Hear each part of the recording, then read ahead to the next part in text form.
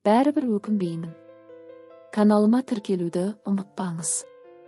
Біздің Сайқан, Сауыр таулары тұнып тұрған сұлулықтың өзі сияқты.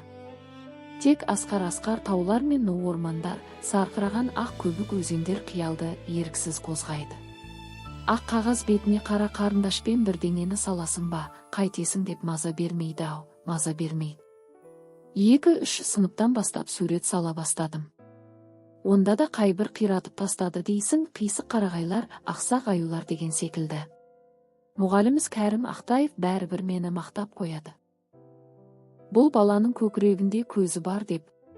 Бірте-бірте әлгі қисық қарағайлар түзеліп, аюымның жүрісі оңала бастады.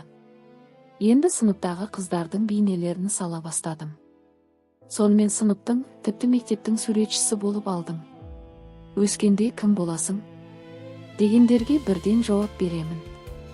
Тіпті ойланбаймын да. Суретші боламын. Әбілхан Қастеев сияқты.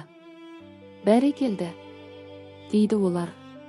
Ол кез арман орындала бермейтін қиын жылдар еді. Жер аяғы алыс, Алматы одан да қиыр, қаражат жоқ дегендей. Суретші болсам деген арман орындалмады. Бір-бір сурет альбомдарым сыныптағы қыздардың қолтығында кетті. Кейін жазушы болдым. Шығармаларымды оқыған суретші достарым, сенің жазуыңнан суретшінің қолтаңбасы ап-айқын білініп тұрады. Әсіресе табиғатты суреттеген кезде. Қолмен сызғандай десіп жүреді. Кім біледі, рас шығар. Әйтеуір суретші бола алмағаныма көп өкінбеймін. Өйткені суретшілік пен жазушылық ұқсас, тіпті егіз мамандық сияқты. Автор Марат Қабанбай.